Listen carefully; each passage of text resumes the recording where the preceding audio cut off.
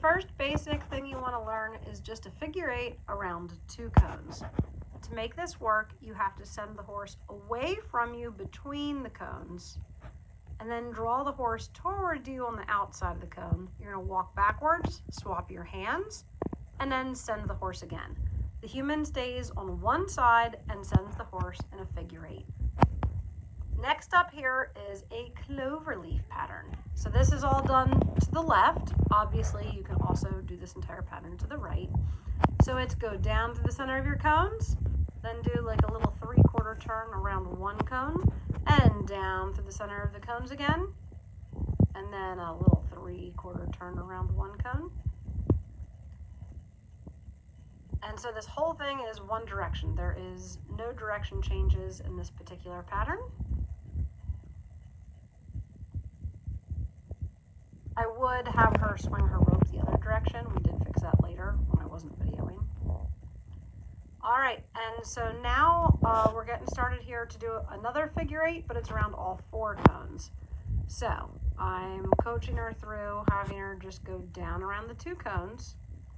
And then the whole idea is that here she's going to back up and draw him to her, swap her hands, and then send him the other way.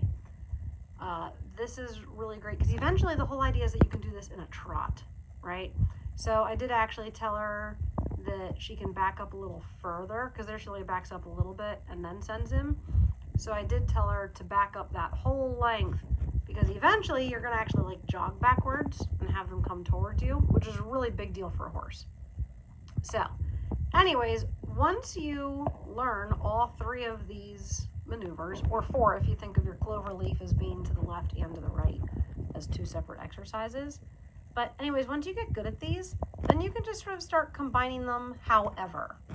So I started just teaching these 3 exercises first to the human, right? This is how I teach humans. It's not necessarily how I teach horses. And then once they get the idea, then I just set up more stuff. Now I'm like, go play, right? So once you have an idea of all the different ways that you can send your horse, that you can change directions, then it gets to where I just set up a bunch of stuff and you can go play with them. But I find that the people need the obstacles in order to be more creative and to be aware of their own space. It's hard to know if you really sent the horse's shoulder if you don't have something to aim for. So anyways, this is a great way to introduce humans to doing more groundwork.